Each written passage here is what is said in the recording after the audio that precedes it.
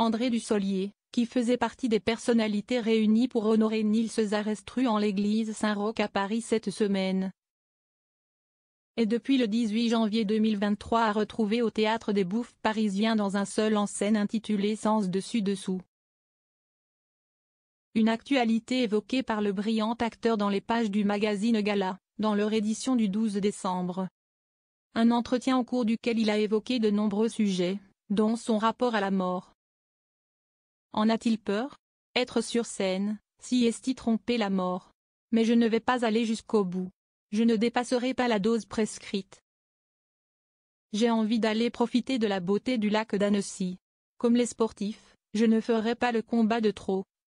A-t-il répondu, avant de révéler ce qu'il aimerait que Dieu lui dise une fois qu'il aura rejoint les étoiles.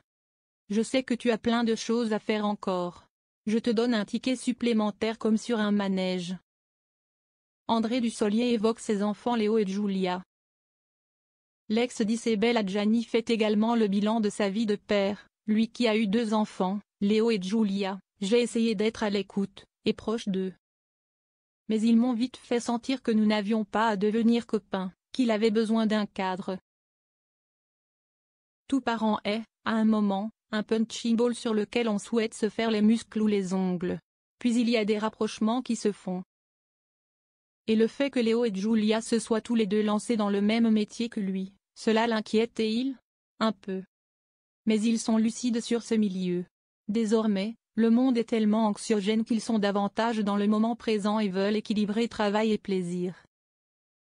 Alors que pour ma génération, seul le travail à Haïti a trouvé sa place dans la société, a-t-il confié au magazine.